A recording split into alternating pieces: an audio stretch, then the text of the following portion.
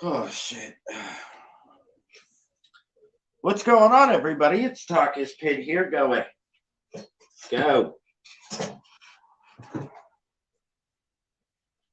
Oh, man. Just a little Pitt versus Miami preview and trash talk live stream. I haven't done a live stream in quite some time.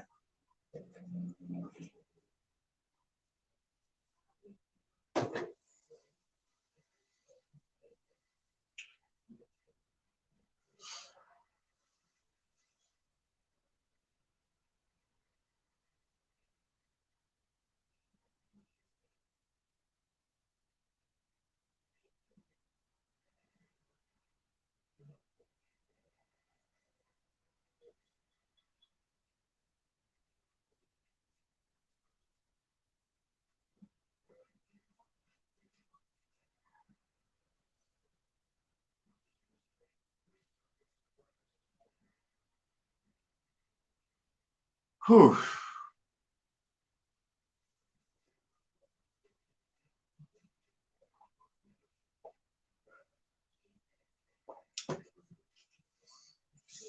Yeah, everybody. In about an hour, Pitt will take on the Miami Hurricanes. Now, I was confident that Pitt would win this game, but I just found out that we will be without starting defensive end Baldonado, number 87, and we will be without TALK-IS-PITT. Hey, CJ, welcome to the stream. Welcome. So we're probably going to see a rotation of Devin Danielson, David Green. You might even see Dorian Ford.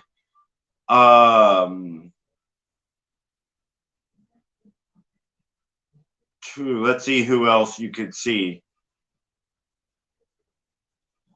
You could see a couple other people. WVU Mountaineer Layer with Kenny. Welcome to the stream. So I'm not as confident as I was a few hours ago that Pitt was going to win this game. Now, with that being said, we've been without both TALK-IS-PITT and Baldonado before, and we have won games without them before. But this is Miami. Miami has been a thorn in our side for a very long time, and even when they're at their worst, they seem to still beat us. So I'm taking that into factor of also, history with Pitt and Miami is going to repeat itself. Now, with that being said, however, Miami is obviously not playing their best football right now. They don't have Miami's trash and you got them easily. Hopefully we do. They don't have Tyler Van Lesbian. They don't have an offensive line. They have a corner, and that's really their best player on their defense. Now, their defensive line is okay. They still rank 34th in the nation as far as run defense goes. However, I don't think Miami has seen a running back in Izzy Abanikanda. Izzy Abanikanda right now is the best running back in the ACC. He has more rushing touchdowns, more rushing yards. He also has quite a few hundred yards in the passing game. He can catch. Izzy Abanikanda can catch. He's a great pass blocker. So is Miami's defense going to have enough fight left in them to slow him down? Because if they slow him down, there's a good chance they win this game. However, Miami's offense is non-existent. They have no offense. I mean, Clemson held them to 98 total yards of offense. And the Pittsburgh Panther defense has been able to hold two different opponents to under 150 yards total of offense, both Syracuse and Virginia. Probably Mountaineer layer. Miami's defense allowed a lot of sacks last game, and hopefully it's going to be no different in the next hour. You pick Pitt to win 55-10. Whew. Hopefully we can pull off something like that. I don't think Pitt has the offensive firepower to put up 55 points. Now, we've gotten close. I think we've got 45 points twice. I know the last time we got 45 points was against Virginia Tech. That was a 45-29 victory. Trying to think. Oh, in the Rhode Island game. We also got up to 45 points in the Rhode Island game. Although Rhode Island had a lot more fight in them than I thought they would give. But that doesn't really mean anything as far as college football goes, because I've realized following Pitt football and college football, anybody can beat anybody on any given day.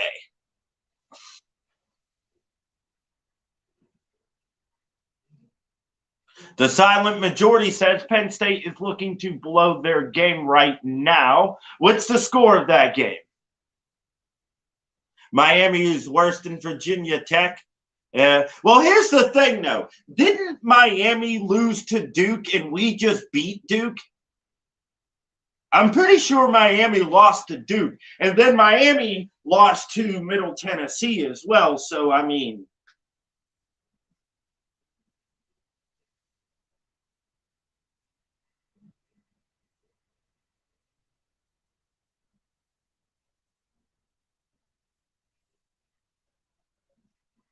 (21-10). Who are they playing, silent majority? And are they actually winning?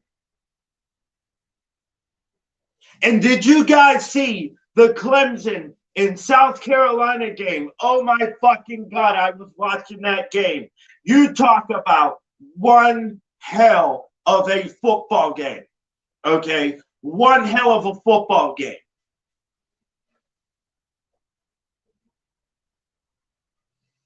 Oh my fucking God. And big shout out to Pigskin Pete. He is my favorite college football YouTuber, but I feel bad for him because he talked so much shit on Gamecock fans saying that, sorry, that's my furnace kicking on, guys. He talked so much crap on the Gamecock fan base saying that they got lucky against Tennessee. Well, I mean, did they get lucky against Clemson today? They still beat them.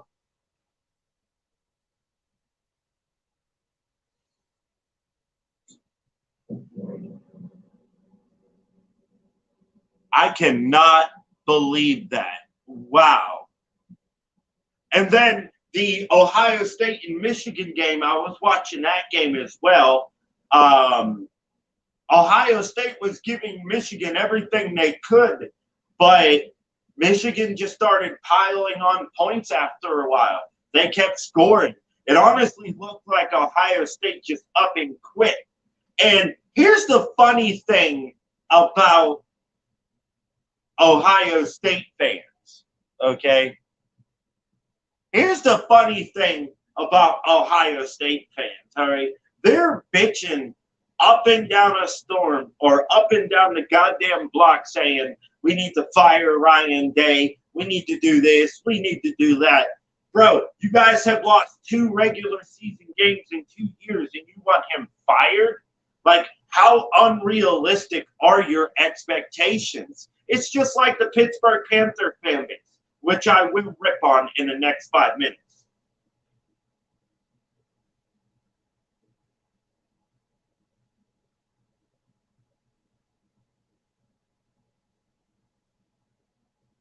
Hey, I cannot sit up there and say I feel bad for Penn State because everybody knows that I absolutely hate Penn State. I hate Penn State more than West Virginia.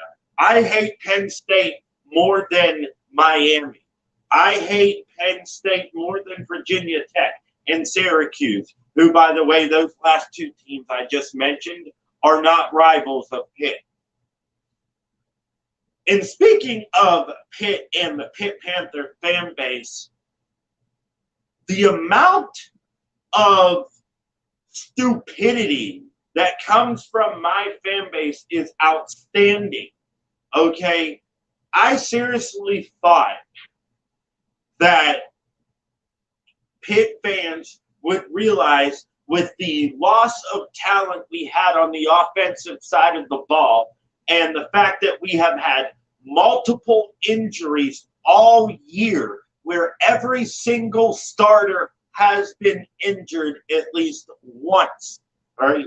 A lot of them twice, some of them 3 times, okay? We do not have the offensive and defensive talent because of injuries and lack of production from the player standpoint to put up the amount of numbers in offensive firepower that we did last year. We just do not have that. You guys want Frank Cignetti fired because you say his run game is too predictable. Well, hello, the run game is the only fucking thing working for the Pittsburgh Panthers right now, and you guys want him fired. You say because we lost a 4-star quarterback commit, he should get fired. How the fuck is that his fault when he committed before we hired Frank Cignetti? Like, are you guys stupid? Like, seriously.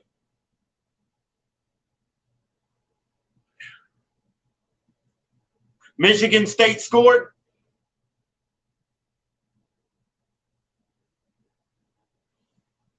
Oh, like, come on, guys. Like, come on. The unrealistic expectations that the Pitt Panther fan base has set for this year's team is ridiculous. And it's making half of the Pitt Panther fan base look like dumb fucks. Because half of you are dumb fucks. Oh, TALK-IS-PITT, you shouldn't name call, dumb fuck.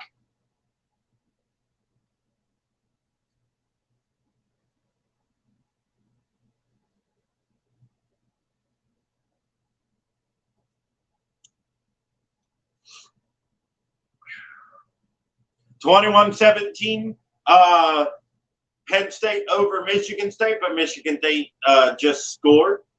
Yeah, I'm not watching any games right now. I probably will within like the next 10 minutes to make the time go faster up until 8 o'clock.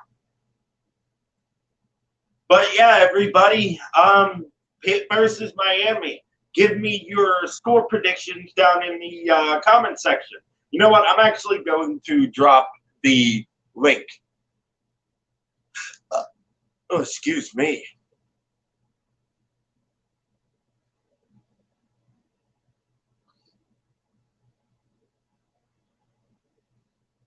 Yeah, but the thing is about Notre Dame is they're causing a lot of people to not be able to do certain things.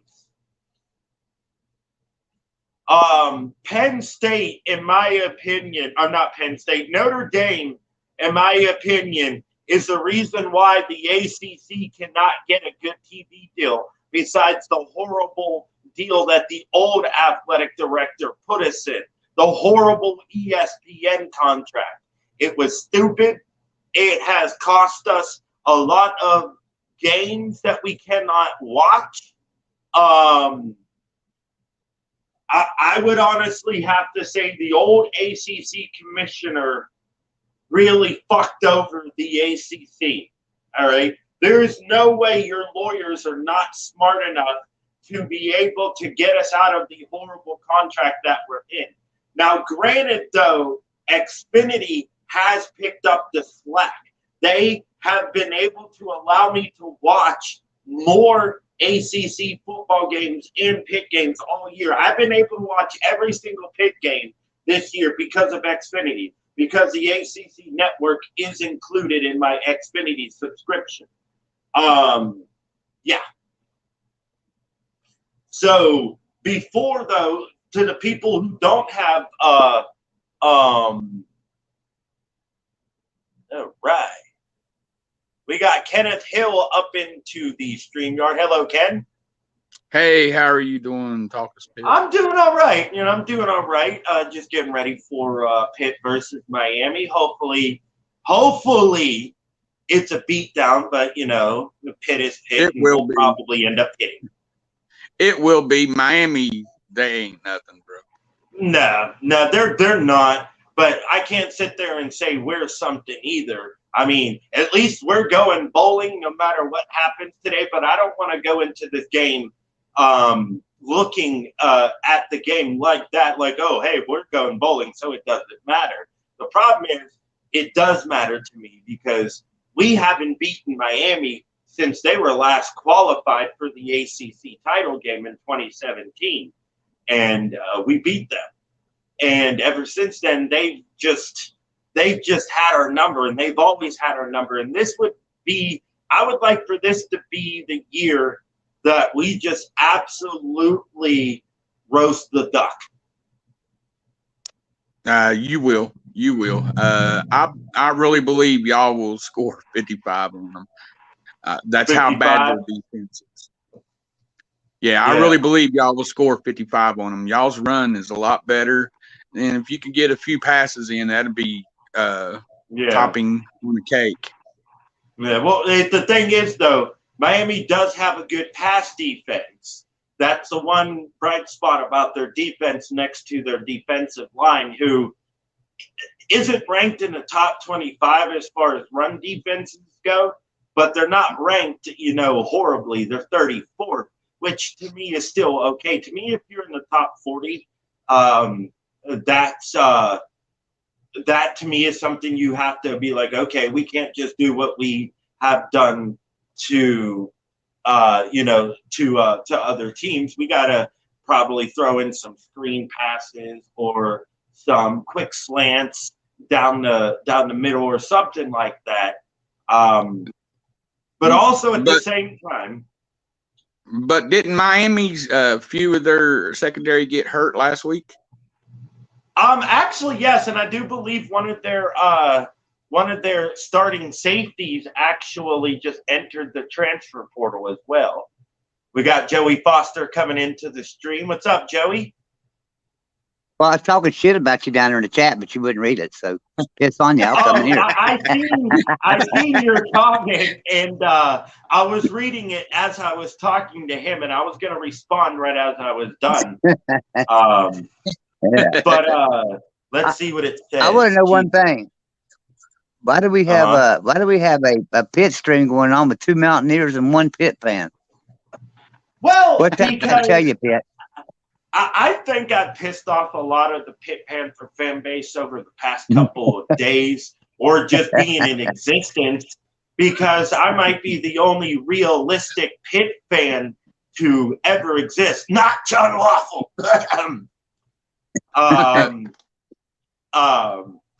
And honestly, he's half the problem.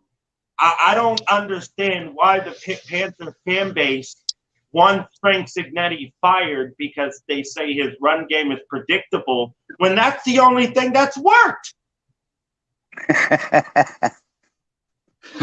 Well, I don't know. I mean, I think there's I think you'll win this game because Miami sucks. I mean, my God, they're the worst. Yes. They're probably the worst Power 5 program outside of Colorado.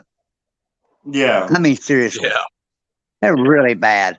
So, yeah. you guys will beat Miami. But if Miami beats you, I just want you to know, I just wanted to come in and tell you, I will not let you live it down the entire offseason. I will remind you every friggin' time I see you, Miami won, and I'll give you the final score. I mean, they suck. And as soon as you do that, I will remind you of the final score of the backyard brawl. I don't care. I'll admit West Virginia sucks. I'll admit West Virginia Yeah, sucks. we do. We're Yeah, bad. and I'll We also suck. remind you that But we are But that'll going mean that. forward. You know what that means? You know what that means? What? Who's your top 5 worst Power 5 programs right now? Seriously, it's Colorado, and then it's Miami, then it's probably Iowa State, then it's probably Oklahoma State, and then probably West Virginia. That's your top 5 worst Power 5 Oh programs right yeah. now. You've lost to 2 of those. Yeah. Look, I'm not saying we're gonna. It's not a guaranteed win because I even acknowledge Pitt has a habit of pitting, even against the worst teams, Georgia Tech. But I honestly think there's more of an excuse, a legit excuse to why we lost to Georgia Tech. I mean, I don't think anybody can beat anybody when you're down 12 starters. And we were down 12 starters that game. Dude, Georgia Tech's defense, they were a little better than what we thought this year. Honestly, I thought even with Jeff Collins, Georgia Tech was better than what they were last year because they fought everybody that they played against. They just didn't produce wins. And now they beat North Carolina again for the second year in a row. They could have been bowl eligible if they beat Georgia today. And for a while, they were actually in that game, believe it or not. Yeah. So that's what I'm saying. I'm going Georgia Tech was better than what we thought. I got to run off here real quick because I'm going live in 25 minutes and I got to get out there and promote the show. But I just wanted to let you know that, I wanted to come in here and talk a little bit of smack. I seen your smack talking stream and I thought, okay, I'll go in there and talk a little bit of smack too. Miami's going down, just not the Pit. Canes are going down. Now y'all should win this game pretty easy. All right, yeah, see you later, man. I predict honestly a 38 to 20 victory. Okay, I'm going to tell you, I think it'll be more like 42 to 17. Joey, if that happens, I will cheer for West Virginia one game next year. I promise. One game next year. That'd be the backyard brawl. Okay, I got you for the backyard brawl. You're going to cheer for West Virginia. Yes. You heard it, Kenny. No. Kenny's not with me. He's fumbling now. No. You're asking me to commit blasphemy. No. No. See you guys later. All right. Shit. If I root for West Virginia, Pitt fans would never let me live that down. They'll start. Well, you at least gotta root for us when we go against Iowa State. That's our next rival in our Big 12. Oh damn, yeah. Oh yeah, Iowa State, and they beat you guys in basketball. That was a shocker, I heard. When? Not this year. I'm pretty sure they just beat you guys, didn't they? No. We haven't even played any conference games yet. Who did you guys just lose to? We lost to Purdue. Oh, okay.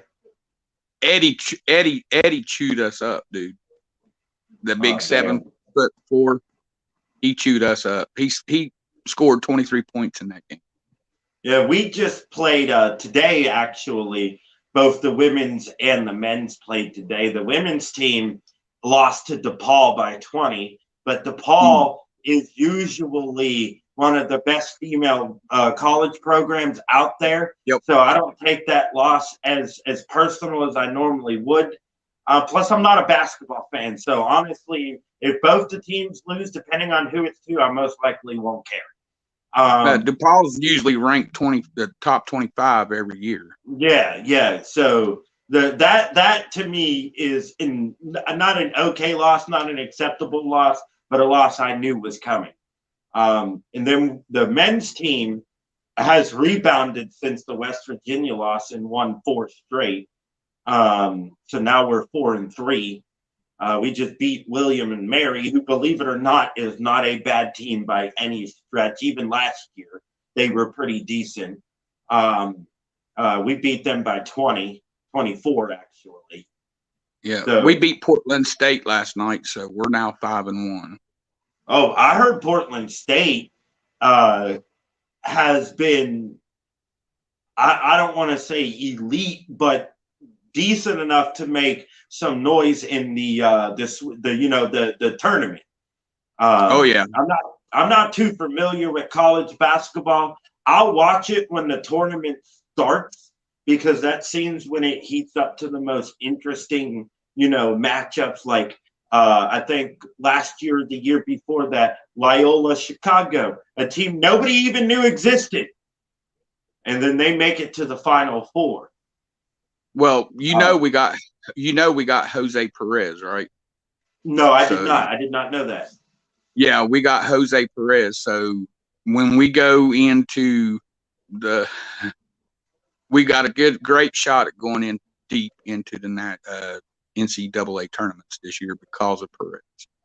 So that's nice. Yeah, that's good. That's good. I always, as far as West Virginia goes in the backyard brawl, as far as basketball goes, there are some Pitt fans who look at it as a rivalry. But to me, considering I'm not a basketball fan, and the fact that most Pitt fans just don't care about basketball and they haven't for 20 years, nobody really cares if we lose to West Virginia or not. However, what they will do is try to compare the basketball team's failures to the football team's failures, which make absolutely no sense whatsoever. And that's like with a lot of West Virginia fans, when we bring up the backyard brawl in football, they'll be like, "Oh, well, we beat you in basketball," and I'm like, "Whatever helps you sleep at night." Well, our soccer team won the women's Big 12 this year too. Penn State scored. Shit. Damn.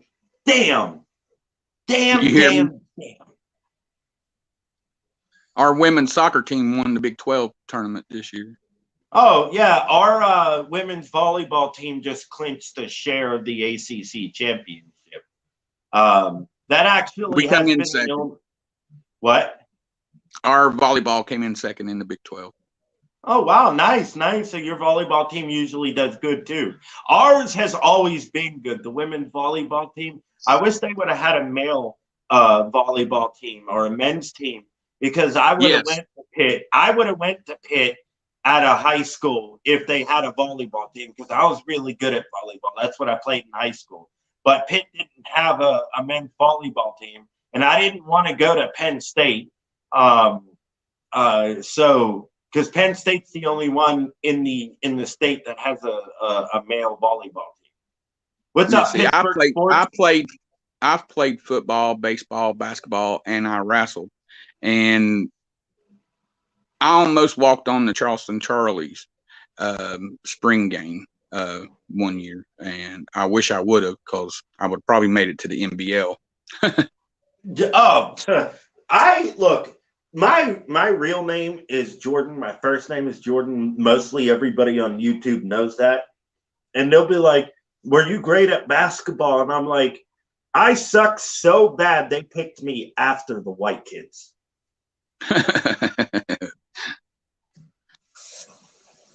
Now, I was not bad at basketball, but my favorite sport, my best sport was baseball. I played in a Little League World Series. I played in a Little League Series twice. Oh, up here in Pennsylvania? Yeah. Nice. I assume you're in West Virginia, right? Yeah. Okay. I had to go up northeast, and my coach knew the coach up there that run the northeast, and I went up there and played with them. Oh yeah, our sports programs, other than football and basketball, and Pittsburgh sports just brought this up. Our other sports teams usually do really well. Men's soccer, women's soccer, lacrosse, because we both have a men's lacrosse and a women's lacrosse team. Field hockey. They always usually are ranked, or they make it far into the tournament, even if they're not ranked. Like last year, the women's volleyball team made it to the Final Four, fought a very hard match, and I can't remember who they lost to. But I just started this year, started following all the sports. Last year, I didn't give a shit about basketball. I would have never talked about basketball on my channel last year. But now I'm starting to realize that all the other sports are not fairly getting enough attention because everybody wants to put all their hoot and holler into the football program saying we need to do this, that, and a third. You got the women's basketball team who was 5-0 for the first time in like 30 years, and they just lost their first game, and you want to sit there and bitch about Frank Signetti. This is why I get along with more West Virginia fans and other fans of other teams, because I just cannot stand my fan base. I can't. They are a little delusional when it comes. They think they're another Ohio State or something. Yeah, they lost to Nebraska in the Final Four. Okay, that's who it was. Another 10-win season for Penn State. I wonder what bowl game we will end up in. Now, see, that's another thing that a lot of people don't realize about me. I hate Penn State more than any school out there, and that includes West Virginia. And people are like, well, you don't play Penn State. And I was like, that's the same thing with Marshall. You guys don't play Marshall, but yet all I see is you guys yapping back and forth between each other. That don't mean a damn thing. Just because you don't play each other doesn't mean you don't like each other either, or you like each other. Well, see, Marshall, they think they are better than us, and yet we beat them 12-0, and that's the point. They always come out saying that they are better than us, and they haven't proven it, and they never will. No, there will be a time where they will beat you, because that's just that's just destiny. It's gonna happen one way or another. It won't be in my lifetime, though. Yeah, well, I was just about to say it might not be in our lifetime. Do I think West Virginia and Marshall should play every year? To be honest, yes, because you're in-state rivals. Now, do I think the only thing bad about that TALK-IS-PITT? The only thing bad about that is if West Virginia loses to Marshall, that ruins our whole year. True. Yeah, see, that's the thing. If you guys lose, it'll cost you more in the long run than if Marshall loses. If Marshall loses, and that's it. See, a lot of people don't know this. Every time we play Marshall, we got to play them $500K. Damn. So it's not worth it to us. That's the reason why we don't play them every year. Well, see, that's also the thing, though. It doesn't really do much to West Virginia's program. All right. And that's the thing. Everything that would go right would benefit Marshall. Anything that would go right or anything like that would not benefit West Virginia. The only time you guys would be brought up after beating Marshall or after playing Marshall was if you lost to them. If you beat them, nobody gives a shit. If you lose to them, that's when everybody will. See, the thing about Marshall, they won the best city in America. And at that time, they tried to take our capital from us. And it did not happen. Our people stood up and said no. So. Marshall fans are annoying. And I don't interact with them a lot. But ever since we crushed them, the one and only time we played them, it was like 50-24, I think. We didn't even have Kenny Pickett when we played them either. That's Penn State argument for not playing us, but blah blah blah. Well, see, we even beat Doc Holliday when he had Leftwich and Randy Moss up there. They had two of the best players Marshall ever seen, and we still handled them. Oh well, yeah, that's because that's all Marshall had was Leftwich and Moss. That's it. I believe that year Marshall was one of the worst teams as far as rushing. I believe Leftwich was still stacked one of them in the top 3 that year. So I mean, did it really matter that they had Leftwich and Moss? No, it didn't. Like, I mean, for instance, let's bring up Pitt and Miami last year. Pitt had Kenny Pickett and Jordan Addison. Did that matter? No.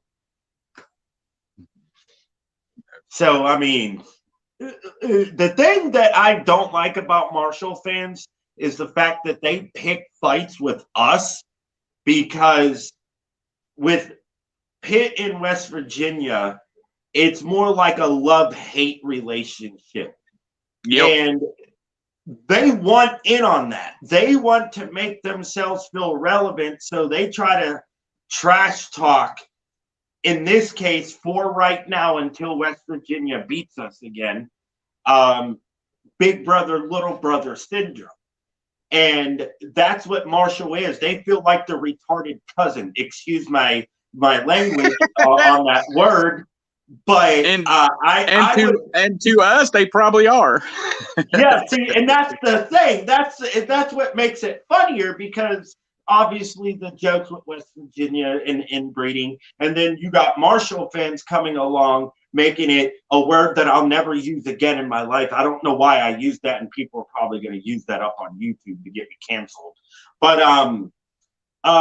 that's pretty much what Marshall is. They're the mentally handicapped cousin of West Virginia. And they want to get in on that rivalry because they don't have anybody to argue with that could make sense, including us. You want to come after us, Marshall fans? Well, let's bring up what happened the last time we played you. We made you look stupid.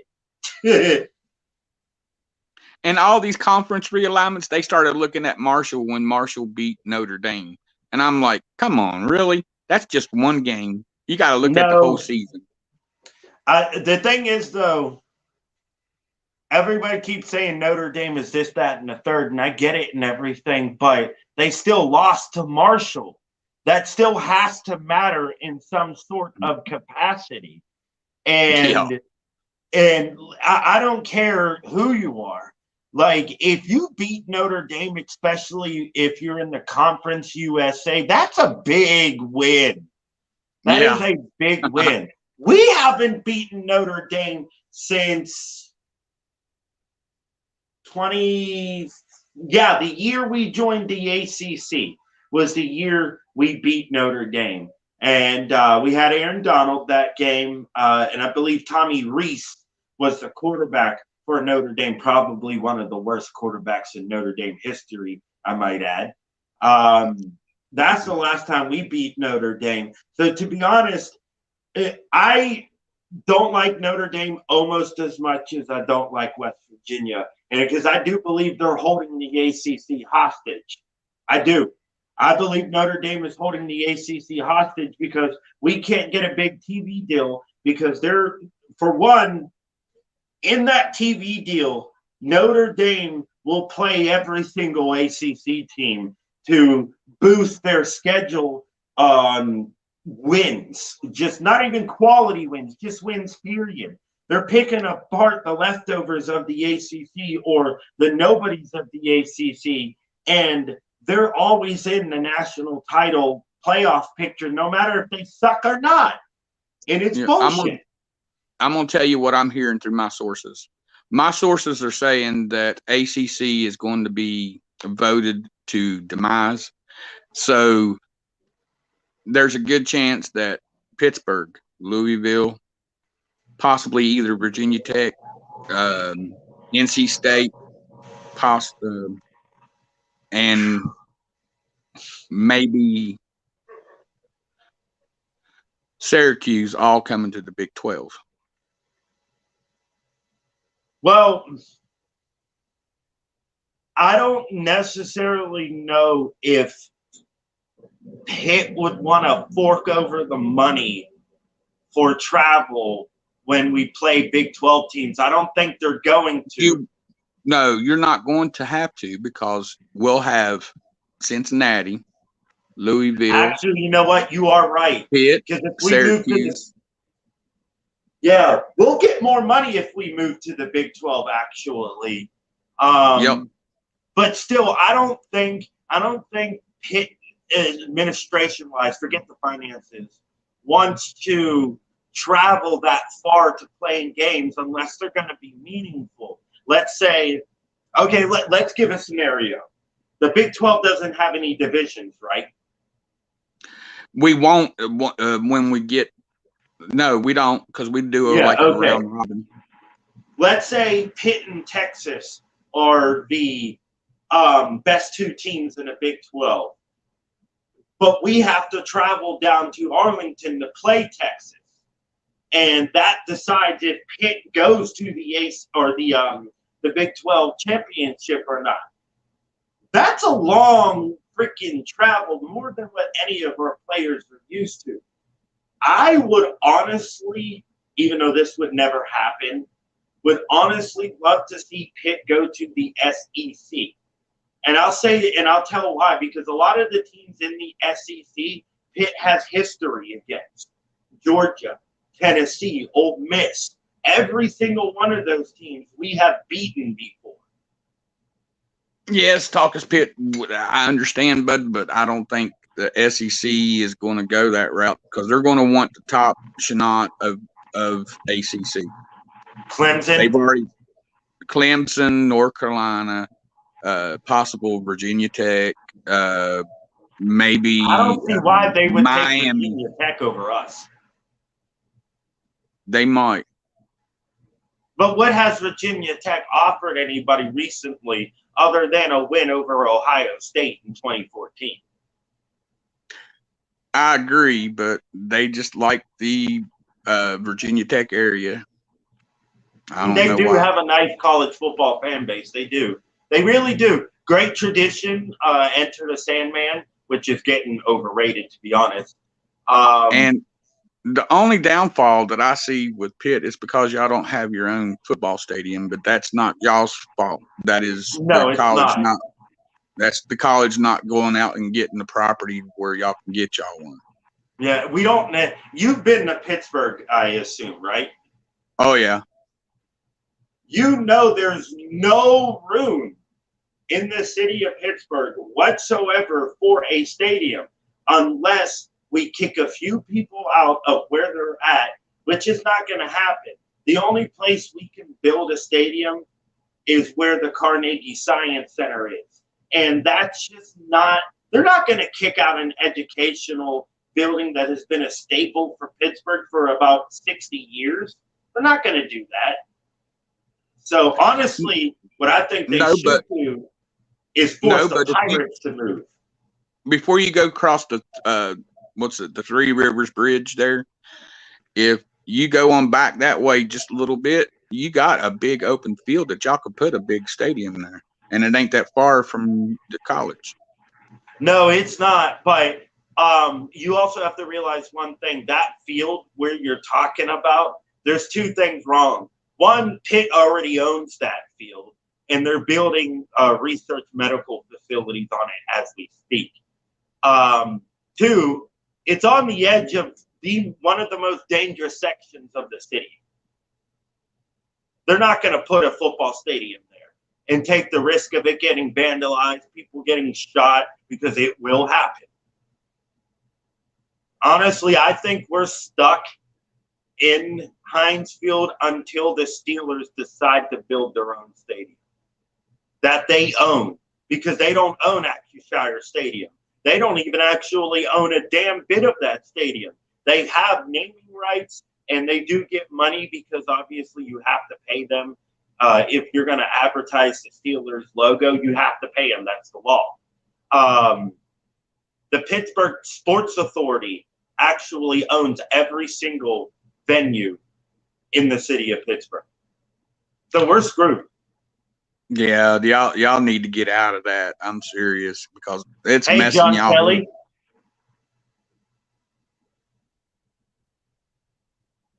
Oh, the Pirates do have the most beautiful stadium in all of Major League Baseball. That has been proven before. We have the best view. Have you been to a baseball game at PNC? Oh, yeah. It's a beautiful view, isn't it? Yes, and so is Atlanta Braves. Yeah, great view. I've been to a Braves game in Atlanta before. A great view. To me, the best view in all sports scenery is BYU. Oh yeah. You cannot beat the fact that they're surrounded by mountains. Forget that they're cold and all that, but that's just a beautiful view. To me, I think we're screwed until an opportunity to buy property comes along big enough to build a stadium, which to me never made any sense why they built the PETT, which is the Peterson Event Center, on the site where the stadium would be, because they said it would cost $20 million to renovate the stadium. But to build the PETT, it cost $180 million. I'll tell you another pretty stadium too, and with the scenery around it. That is the Ute Stadium. It is. Oh man, we deserve better than what we have as far as Pitt fan base goes. However, until Pitt fans start treating recruits, potential recruits, commits, players, coaches, whatever the case may be, until we as a whole start treating our team better, we're going to keep losing quality recruits. We're not going to get a stadium. Nobody's going to want to invest in a stadium with the way Pitt fans treat people. It's not going to happen. Right. And it's not going to happen until we start winning more games. And believe it or not, to me, even though this season hasn't lived up to the hype that I would hoped it would have, it's not a failure. I do not think this Pitt season is a failure. What do you think? No, it's not a failure. Yeah, you're going to a bowl. It's not like it was last year because you lost Kenny Pickett, but it is, it's doable. I mean, it's going to help you next year because you're going to a bowl. I mean, the rankings will be closer to your benefit if y'all come out on fire. So, yeah, it's all good. Win-win. Yeah, to me, here's what happened. Frank Signetti got here. He took a look at what he had and realized we're not throwing the ball a lot this year. And even when we do throw the ball, he throws interceptions. Keaton Slovis throws interceptions. So what do Pitt fans want? Like, do you want Keaton Slovis to throw it 30 times a game? Because if you haven't realized, every time he does, we lose. Well, y'all deserve a good quarterback and but Signetti is the best y'all can get right now. And I think y'all need to stick with him because he's got your program turning around. And they've got to see that. He is turning your program around with what he's got. He don't have much as far as a quarterback that can throw passes, but he does have the run game. And so need to be thankful of that. Typical Pittsburgh Sports says this is a typical Pitt football season. Stupid losses, 2 games they should have won, 2 games they forgot they were there in the second half. And yeah, that is true. That has been the norm of the Pitt Panthers for the past 40 to 50 years. But to sit up there and say our coordinator, our offensive coordinator, Frank Signetti, should be fired is just stupid. It's not realistic. The expectations some Pitt fans have bestowed upon us this season have made our whole entire fan base, and Kenny, you could probably even understand this because of what West Virginia's expectations were. They were a little bit too high. They were, both fan bases set the expectations way too high. A lot of West Virginia fans say, oh, we're going to compete for the Big 12 championship this year. Slow down now. A lot of Pitt fans said the same thing. We're going to win the ACC championship. Slow down now. To that part of it, that I was one of those. I was one of those until we started losing stupid games, and then I realized, hey, it's not that. We got a coach problem. You know, so your team don't have a coach problem. If you fire your coach right now, that could set y'all's program back 5 years for a rebuild. And y'all don't need that. You need to stick with what you got, because he's only been there, what, a year? Yeah. Give him a shot and bringing in players of his own, then you'll see Frank Signetti prosper. Oh, definitely. I mean, I don't know if you remember, but the last time Pitt won 10 plus games in a season, and then next year won 9 games, Frank Signetti was our offensive coordinator. So, and Frank Signetti's dad was our offense coordinator with Don Nealon. So yeah, definitely. And he was your head coach for 3 seasons. I heard, from what I heard from West Virginia fans who were alive back then, he probably was the worst coach in West Virginia's history. No, Neil Brown is. You think Neil Brown is? Oh yeah, because we haven't. If you go back to the 60s, you can see our record right now. We are what, 5-7. Yeah, we haven't had a season when we started out the way we did, 2 losses in a row since 1979. So yeah. Yeah. No, see, Pittsburgh Sports and John Kelly both said they won't fire him because I believe Neil Brown, did he get extended? He got extended by Shane Lyons a year after he got hired in. When he went 6-4, that season he got a extension. But see, here's the thing. What nobody understands. Everybody's saying 16.5 million. No, it's 13.5 million after the 1st of January. I've seen the contract. So yeah, and that can be brought down to 10 million. So there is no reason why West Virginia cannot get another coach. We need to come off of the money and get it release that purse string and get out and get us a good coach, and then we'll be back in the game.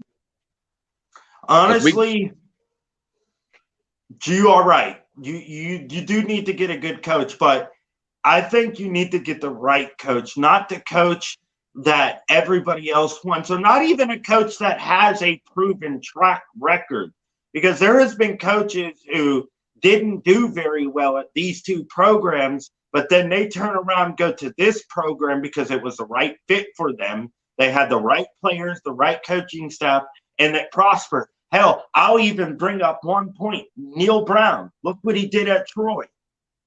Yes, Neil Brown did great at Troy, but he couldn't do it at the Power 5 level. Yeah, that's what I'm saying. He couldn't get down the speed and the timing that we need. That is the whole problem of the whole thing with Neil Brown. Yeah. Now Hugh Freeze, he could be at the front of our list. He just refused Auburn sometime tonight. He botched that talk because he don't want to go to a big college city. He wants to be surrounded by mountains, and we fit that box that he wants to come to. So we need to come off the purse string, buy his contract out, put him in place, and then watch him hopefully get him to bring in Tony Gibson for our defense, and then we're straight. Yeah. Well, a Pittsburgh sports fan just said he thinks West Virginia should bring in somebody who is either from West Virginia or somebody who has played with the program and knows how college football works from a player standpoint instead of a coaching standpoint.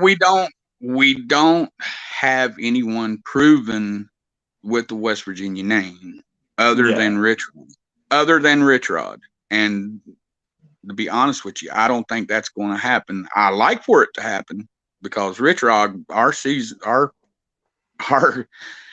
football team was smoking with him. And yeah, I agree. We should bring him back, but I don't think it's going to happen. I think people are moving on from it. And Hugh Freeze is proven to come in and take a program and get success the very next year. Look at Liberty. Look at Liberty. He took Liberty. Last year they were horrible. This year they're what, 7-3?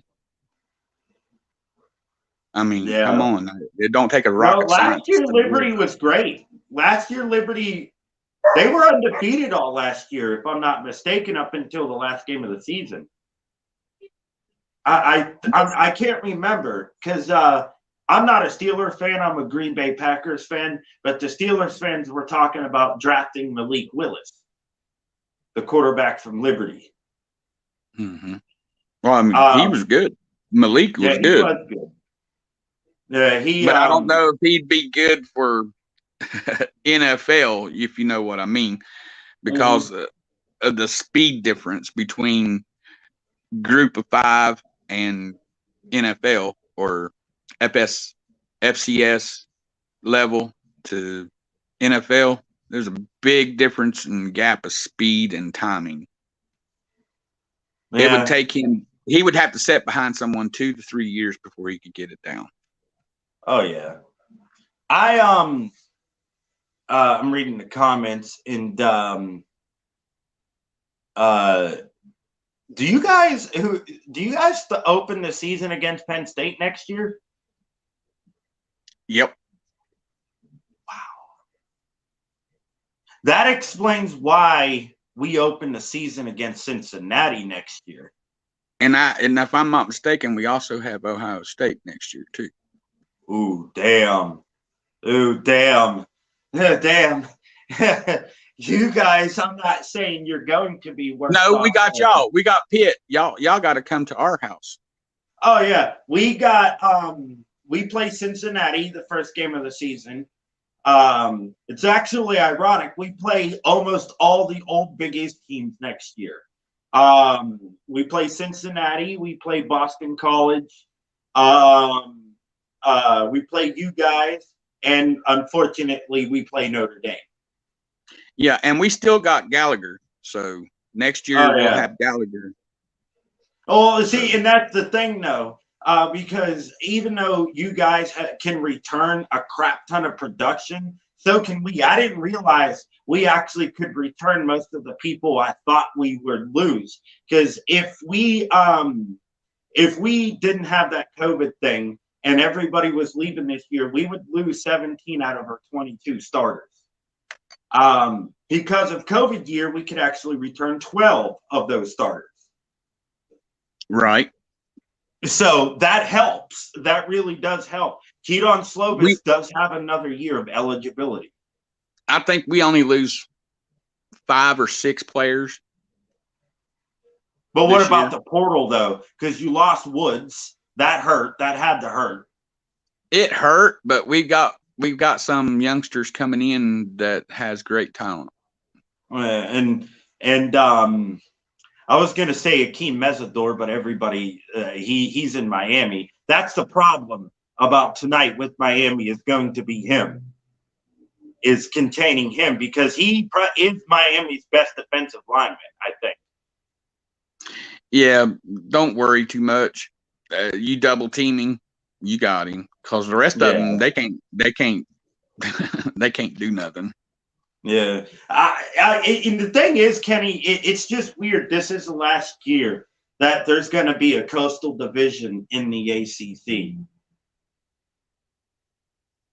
Because we're dropping coastal divisions or divisions, period, after this year, which is why our schedule got tweaked next year. We weren't supposed to play the teams we're playing next year and whatnot. So we had to cancel a couple of games and then add a couple of games and add another non-conference game, which is Wofford. And I think they put that game at the end of the season, which is great for me because we have never had an easy game at the end of the season. when all these other teams, even Miami has had it happen, where they're playing non-conference or group of 5 teams the last game of the season. How come we couldn't get that? And now we're finally getting it.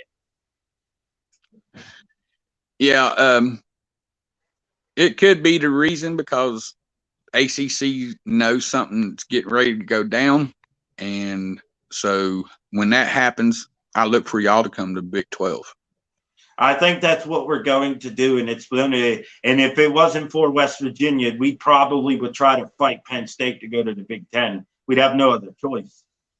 And then, see, that's what I would love the SEC because of the history. But like you said, the SEC isn't going to take a gamble on a team like Pitt who doesn't draw the numbers they would like. So the Big 12 would probably draw bigger numbers only because of who we're playing. I do believe our attendance would go up dramatically.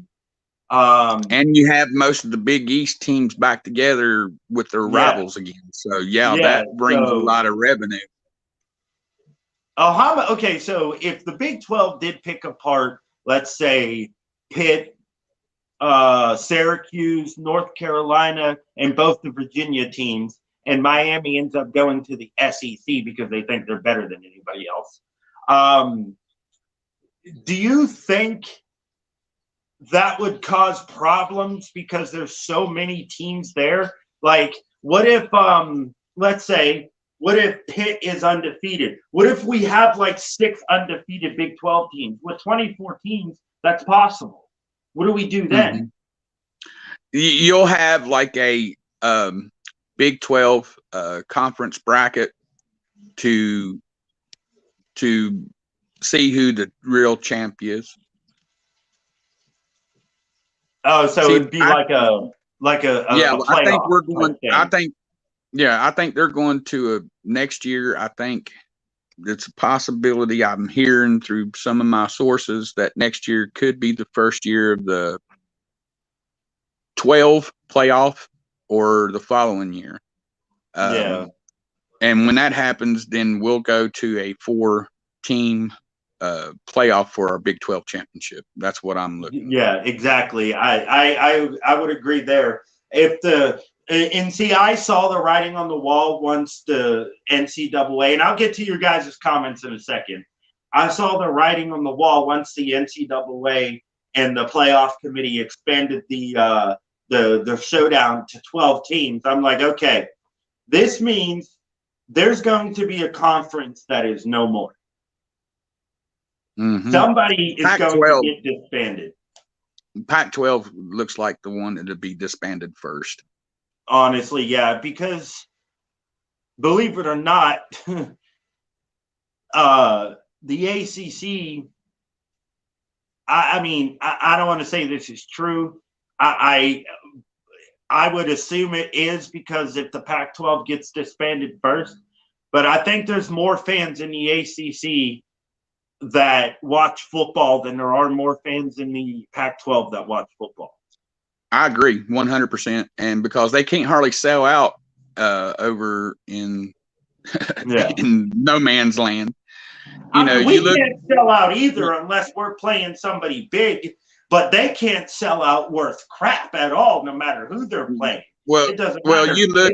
You look at Washington State and Oregon State. They are so far off the track. It takes such a long time to get to their football field that it's not worth it to the fans. They're having to pay a lot more money just to go watch the game when they can sit at home in the comfort and watch it. And that's what's going on. And Pac-12 will not do nothing about it, and they need to. They do, because what that's going to force a lot of those Pac-12 teams, because not all of them are going to get picked up. I guarantee you there's probably going to be at least 2 to 4 teams that don't get picked up. Maybe less. I'd say 2 at the most. I say the 4 corners and possible Oregon State and Washington State will come to Big 12 because of Gonzaga, because you heard that we picked up Gonzaga for basketball. So Yeah, I did hear that. Yeah, I did hear that. So that gives you a little bit of leverage right there. Right. And so now you'll have like you already got UCLA and USC going to the Big Ten. So the Big Ten will probably pick up Stanford and probably Cal because of their endowments, not because of their team, because of what, their AAU. So you'll have Oregon and Washington probably going to them too. Okay, yeah. So that's pretty much, let's see, Utah, let's see, Oregon State, Washington State, Utah, Colorado, Arizona State. That's 6 that will be going to us. So then you have the other 4 going to the Big Ten. Now, SEC could step in and take Oregon State and Washington. I don't know if they do that because that goes, because that'd be awful far for them to travel. But, it makes sense for what the Big 12 to go after Oregon State and Washington State for Gonzaga, Yeah, I mean, because isn't USC and somebody else going somewhere? USC and UCLA both going to the Big Ten. I thought it was Oregon for whatever reason, because believe it or not, I think Oregon, as far out there as they are, geographic wise, would be a perfect fit in the Big Ten, besides that one thing that they have against them, which is travel. And I think Oregon's playing level as far as a program is right on the cusp of Big Ten level. And, what the Big Ten would produce, because there's a lot of Oregon fans. A lot of Oregon fans. There's a lot of Oregon fans here in Pennsylvania. Every single store that sells, well, not every single, but a lot of the stores that sell apparel have Oregon Duck apparel in it, because for whatever reason, when people from the West Coast move, they tend to move either to Florida, Pennsylvania, or somewhere else that's blistering cold, so they can get used to it. Well, see, here's the thing. If the Big 12, if the Big Ten doesn't get Oregon and Washington, I look for them to come to the Big 12 also. And if that happens, then Oregon will be the #1 fan base in the Big 12 then, because they do have a bigger fan base than most teams of the Big 12. Well, let's say this scenario. So let's say the Big Ten decides to go after the leftovers of the Pac-12. Let's say the Big 12 gets let's say 2 teams get left out. Let's say Washington State and give me another bad team in the Pac-12. Cal. Okay. Let's say those 2 teams get left out of any conference realignment. And let's say the ACC also gets picked apart by the Big 12 and the Big 10. And Pitt's also left out of the conference realignment. I think there would be enough Power 5 teams left out that there could be a new conference created. There could be, but more than likely, it's going to be the 3 power conferences, possible 4 if things, it depends on how things go. But I think it's going to be 3 conference power. So I look for SEC, Big 10, and Big 12. Definitely. I don't know. There's too many scenarios right now that could screw a lot of people over. And but honestly, I feel either we're going to get left out. I feel we're either going to get left out or have to go to a conference where we're going to get our ass whooped. No, you'll be coming to the Big 12, brother. West Virginia will be pulling for you. Trust me, because they want that rival. Oh, yeah, that created a lot of money that backyard brawl this year created a lot of money for revenue. and Brett Yormark seen that, so y'all are good. Don't worry about it. Oh yeah, when this go down. Yeah, this true, does true. go down. Y'all will be picked up by Big 12.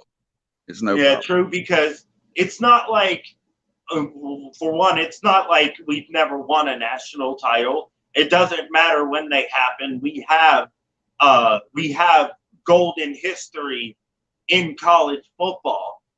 Your last one was 1976, right? Your last none, like I said, none of recent. However, it's still okay. Pitt's one of those teams throughout history that has beaten teams they should not have. All right, Georgia. And so is West Virginia. Yeah, no, well, we're supposed to do that. Georgia, for instance, we're 4-0 against Georgia all time in history, and every time we played them have been in a national title like setting, whether it be the Sugar Bowl or the actual national championship. There's history with teams like Texas. There's history with teams like Ole Miss or Oklahoma, Michigan, Ohio and State. Alabama. We've never played Alabama. Y'all haven't played Alabama? We have never played Alabama. We've never played Bama. We've never played Texas Tech. It's been a very long time since we played Texas A&M, but we beat them the last time we played them. There's a lot of teams we have never played. We've never played Washington. No, yeah, we have. We have played Washington. We've never played Washington State. We've never played Oregon. There's a lot of teams we've never played. You've never played the Bruins either, have you? We might have played UCLA. What about USC? USC, we've played them before. We are 5-3 all time against USC. We have a winning record. Cool. Imagine that, though. Imagine not many teams can say that. Not many teams can say that they have that kind of record against USC. Or not many teams can say they have that kind of a record against Georgia, even though a lot more teams have winning records against Georgia than UCLA or any team from California of that matter. But I love it when I throw in the face of Georgia fans that we've never lost to you. Oh, it don't matter. It's been 500 years since we played. Oh, well, we still never lost to you. I love that. I love that. But I got to get going. It's 4 minutes till game time. Ken, everybody else, thank you for stopping by on this live. I'm back on YouTube now. And you'll see me after the game, whether I'm pissed or not. And I'll most likely be pissed. Nah, you'll win. Hopefully. All right, Ken. See you guys later. All right, buddy.